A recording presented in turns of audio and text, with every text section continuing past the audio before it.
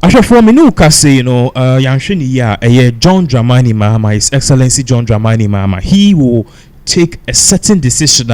Many people, the right decision, but to a lot of people, this is a very wrong decision. What we are picking, an Inter Garden Air Party, Charlotte Osei, she is now poised to get 2 positions in the National Democratic Congress. Already no Bakwaba, but Bakuna ban a temporary because last week from the Communications Directorate of the Presidency, they came out with a list and a press release and no more catch Ghana for CC and yababe change constitution.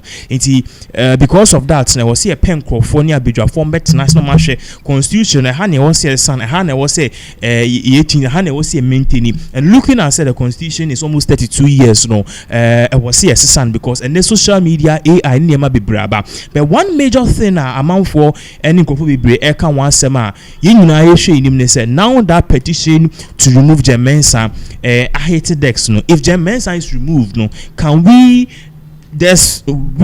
where out there say a ban is and say omo de Charlotte or say shower. Meanwhile, Charlotte Osei too was constitutionally removed because of near maybe or and certain illegalities while she was in office. So clear the amount for you can't really put her back. But the amount for now that the National Democratic Congress are more to test, they can do something about it. But before they meet me about us, she's going to give us what is really happening. Even the press release about Charlotte Osei, she's now taking. I heard she's a lawyer though.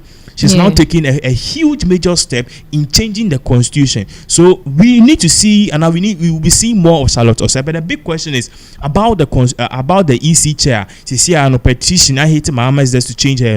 We are always awaiting what is next. But before then, give us more updates as to what is going on and the position that we see. Okay, so said Nana Kano no busia for yes baby say no na baby ye said the amount for baby Edimu say yensisa ye mame Jane Mensa no ne predecessor ansana Jane Mensa eba Charlotte Osei NDC for because said they are trying to reinstate her according to Nsembia Ghana for kana say ye pesi initiating anisa and social screens so about say krata bi efri the presidency communications wo mo say Mahama asset constitutional review committee said anaka no wo mo ba be hwehwe ye constitution ni mu nyama bi wa ye nyin frame already no obinya te constitutional review no say esi say the tete say Mahama hwe obe extending the term of office no ebi o metimi dia hye we mu na me say odu ha ye nyina ye behu but ye badan was say President John Dramani Mahama has in fulfillment of his promise to see through the implementation of the constitutional review process establish a constitution review committee with the following membership enti constitutional review committee no wo ma omu mu no na mebebubo mu din dedi kan Professor H Kwesi Prempe wono na chairperson na Justice Sophia Edinira wono member na Professor Kwame Kakari wono so member na Mrs Charlotte Osei wono so member na Dr. Godwin Jokoto ono so member na Ibrahim Tanko Amidu ono so member Dr. Esi Ansa ono so member na secretary Dr. Reina Akumi Perigia or Perigia or Pacho Mufanchemi I say now. So that is it. Etuba say the committee is expected to identify and address the gaps in and the challenges with the implementation of previous constitutional review work done by the 2010 Constitutional Review Commission and the 2023 Constitution Review Consultative Committee. And in another say Ushemwa 1992 Constitution no akwai say manual no but aban bia ba okohwehwe manual ohyena baabi anywhere be favor na wasesa to favor him or no sa particular aban na aban kro na beba so.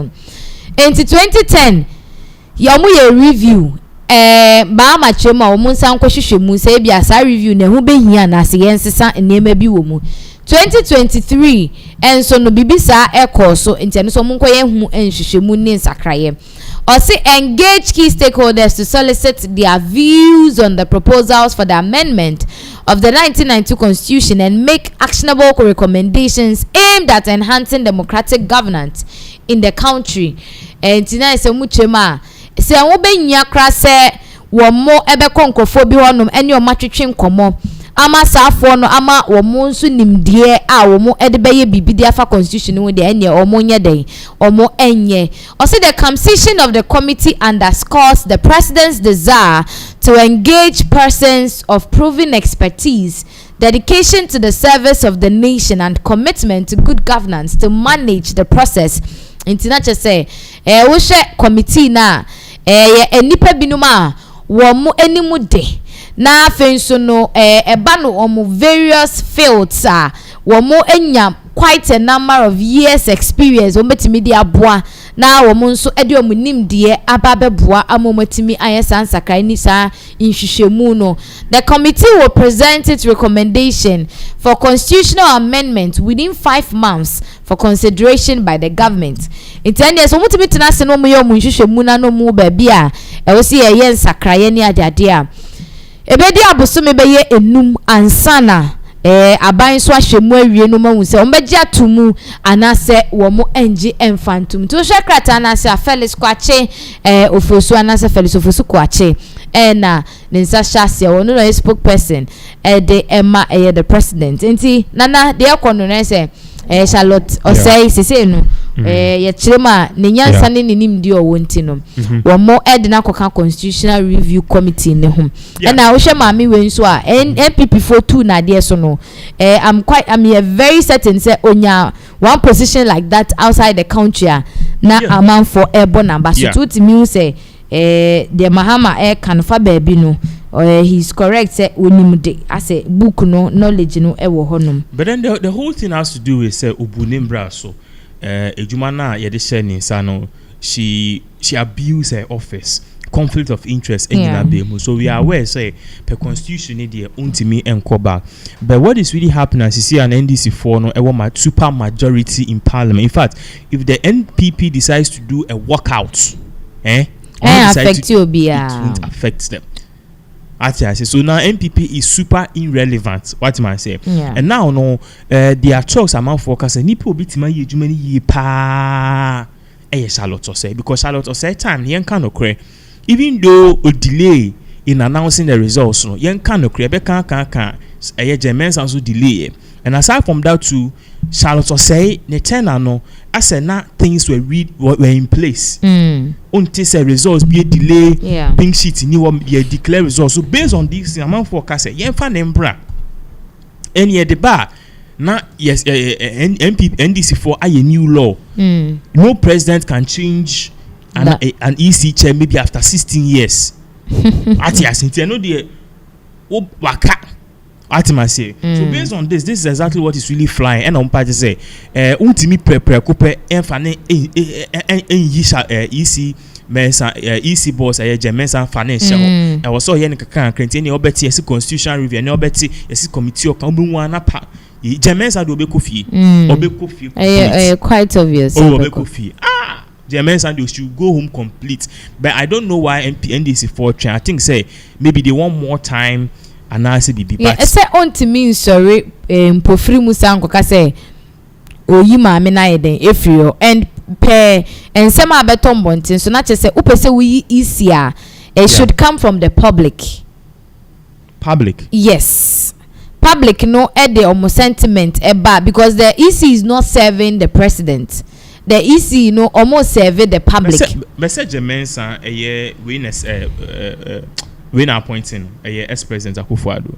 Yes, Akufo-Addo ne appointing no dear, but she went through vetting, she went through all the processes near there. Into no or qualifying any day. Akufo-Addo you know at the number of mine when you know am any president or any political party. So as it stands now no per the legal terms a umbetimi dey Mensa no and say ye the petition beko ye the beko akoma petition will go to the president.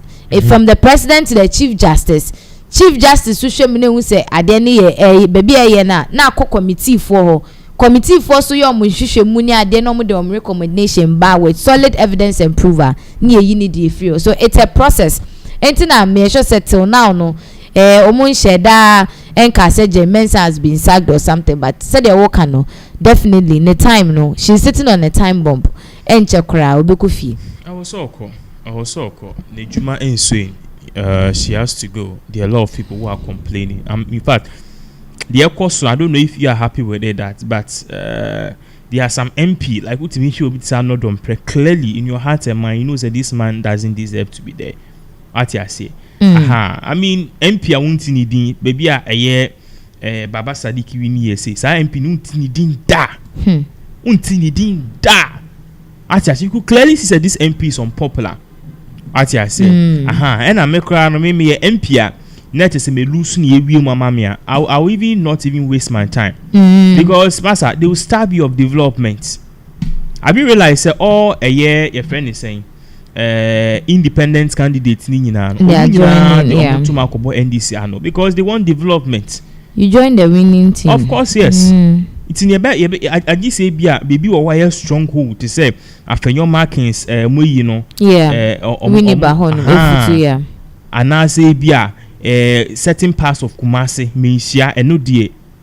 What am I saying? And if Mahama should do his job really well, oh, why not?